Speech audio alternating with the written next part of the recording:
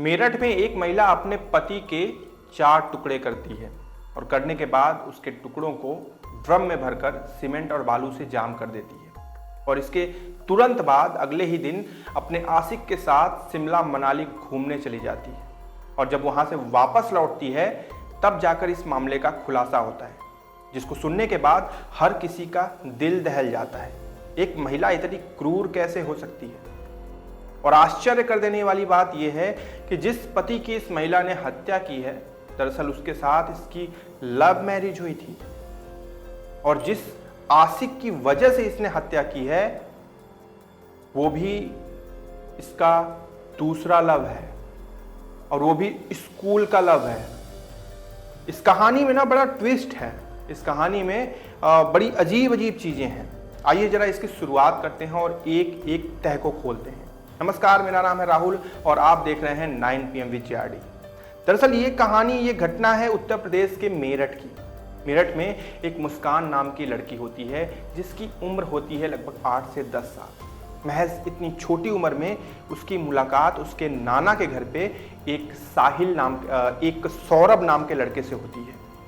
सौरभ की उम्र भी उस समय 8 से 10 साल रही थी और जब ये पहली मुलाकात होती है ना तो दोनों एक दूसरे को बड़ा पसंद करने लगते हैं। फिर जब ये बड़े होते हैं तो इनकी दोस्ती प्यार में तब्दील हो जाती है।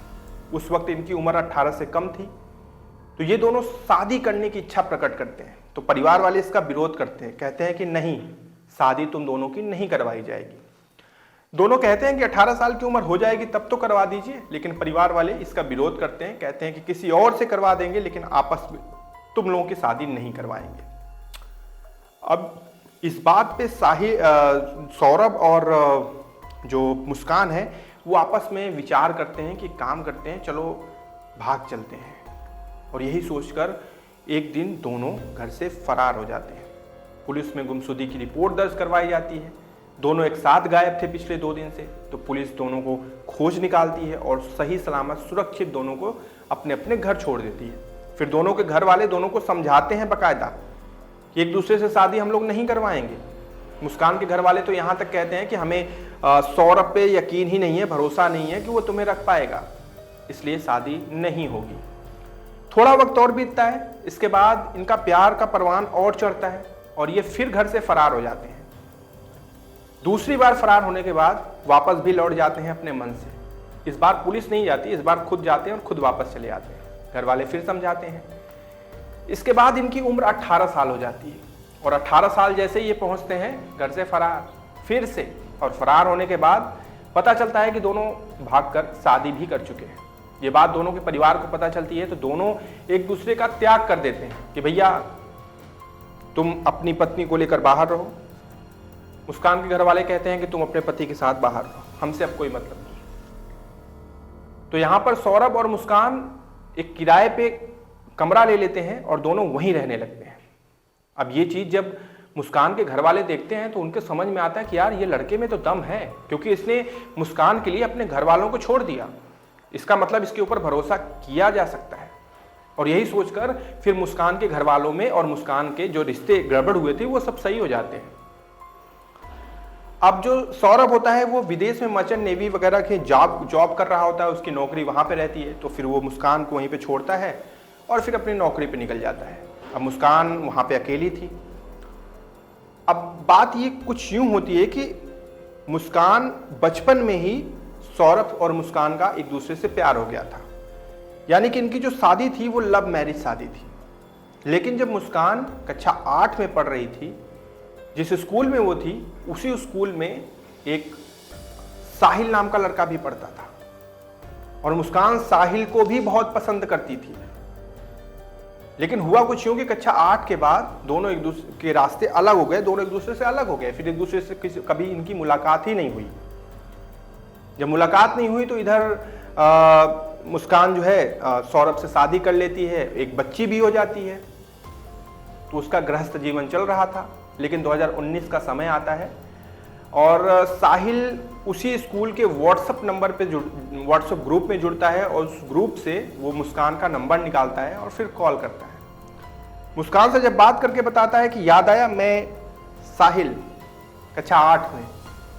मुस्कान के चेहरे पे मुस्कान आ जाती है कि अरे वो सोचने लगती है कि ये तो मेरा स्कूल का प्यार है, और वहां से इनका इश्क परवाने चढ़ने लगता है। इनका जो बात करने का सिलसिला है वो दिन रात बढ़ने लगता है, और इनकी चीजें इतनी बढ़ने लगती हैं कि भैया अब इनको भी एक दूसरे से घनिष्ठ वाला इश्क हो जाता है। अब साहिल हर कीमत पे मुस्कान को चाहता था, साहिल हर कीमत पे मुस्कान को पूरी तरीके से अपनाना चाहता था, लेकिन उसे पता था कि मुस्कान शादीशुदा है, उसकी एक बेटी है और उसका पति सौरभ राजपूत है।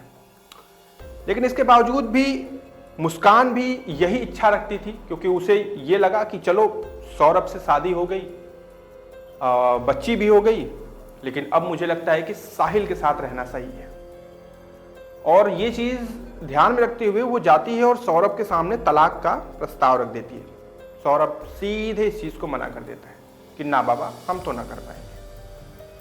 तो साहिल और मुस्कान मिलकर योजना बनाते हैं कि अगर ये तलाक नहीं दे रहा है ना, चलो इसको रास्ते से ही हटा देते हैं पूरी तरीके से।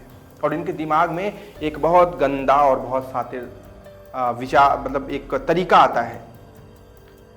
अब तारीख सुनिएगा जरा गौर से। तारीख होती है 3 मार्च 2025। रात का वक्त होता है। मेरठ की इंदिरा नगर कॉलोनी में गली नंबर 1 से निकलकर सौरभ हाथ में कोफ्ता लेकर गली नंबर 2 में जाता है, जहां पर मुस्कान रह रही होती है। मुस्कान के हाथों में कोफ्ता देता है, कहता है माँ के यहाँ से लाया हूँ, चलो मिलके खाते हैं आराम से, और हाथ धुलने चला जाता है। इधर जो मुस्कान होती है उस कोफ्ते में वो बेहोशी की दवा मिला देती है और वही कोफ्ता सौरभ को खिला देती है। सौरभ जैसे कोफ्ता खाता है वो बेहोश हो जाता है। मुस्कान तुरंत साहिल को फोन करती है कि प्लानिंग के हिसाब से सौरभ बेहोश हो चुका है, जल्दी आओ। फिर साहिल वहां पहुंच जाता है। मुस्कान किचन में जाती है और 2 धारदार चाकू लेकर आती है, वो चाकू जिनसे मीट काटा जाता है। इसके बाद वो सौरभ के पेट पे बैठ जाती है और चाकू की धार ऐसे करके सीने में बाएं तरफ रखती है, जहां पे दिल होता है, जहां मानते हैं कि भैया यहीं पे दिल होता है, वहीं पे रखती है, सीधा खड़ा एकदम 90 एंगल पे।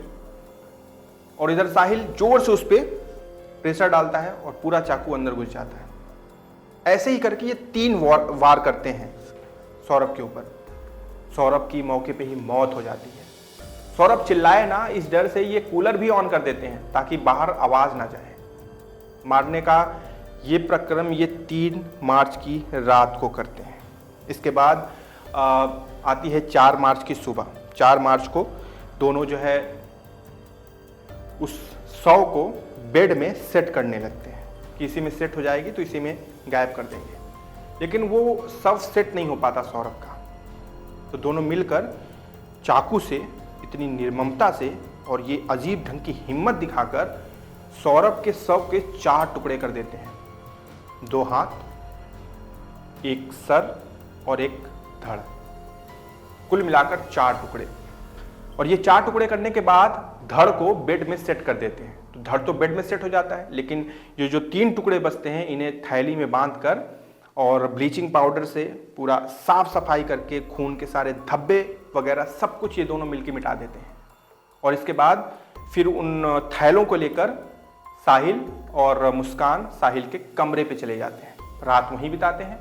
सुबह फिर ये वापस वहीं पे आते हैं जहां पर धड़ रखा था, यानी मुस्कान के कमरे पे। वहां पर आने के बाद फिर ये योजना बनाते हैं कि इसका ऐसा परमानेंट चीज निकालेंगे किसी को कुछ पता ना चले। इसके बाद फिर जो मुस्कान होती है वो जाती है मार्केट और एक बड़ा सा ड्रम लेकर आती है और साथ ही साथ सीमेंट और बालू भी लेकर आती है। लाने के बाद फिर जो चारों शव को निकालते हैं ये लोग, और निकालने के बाद उस ड्रम में भरते हैं और सीमेंट और बालू से पूरा ड्रम जाम कर देते हैं। और जाम करने का ये सिलसिला इनका 5 मार्च का होता है। 5 मार्च को करने के बाद 6 मार्च की सुबह ये दोनों शिमला मनाली के टूर पे निकल जाते हैं, यानी कि मुस्कान और साहिल। जाते जाते मुस्कान सौरभ का फ़ोन भी अपने साथ लेकर जाती है ताकि कोई फ़ोन करे तो ये बता सके कि मैं टूर पे आई हूँ, घूमने आई हूँ सौरभ के साथ, अपने पति के साथ। शिमला मनाली में जाकर ये दोनों आपस में शादी भी कर लेते हैं। मुस्कान अपनी फ़ोटो भी इंस्टा पे अपडेट करती है, रील्स वगैरह भी डालती रहती है ताकि लोगों को लगे कि हाँ भाई ये लोग घूम रहे हैं। फिर 6 मार्च का गए ये लोग 17 मार्च को वापस लौटते हैं सीधे जब मेरठ पहुंचते हैं तो मुस्कान अपने मायके अपने मम्मी के घर जाती है और मम्मी को सारी चीज़ अपने बता देती है। कहती है कि ऐसी ऐसी बात है, हमने तलाक देने को कहा, वो नहीं माना, हमने रास्ते से हटा दिया और हम और साहिल शादी कर चुके हैं और अब हम लोग साथ रहेंगे। ये बात सुनकर मुस्कान की माँ का कलेजा फट जाता है।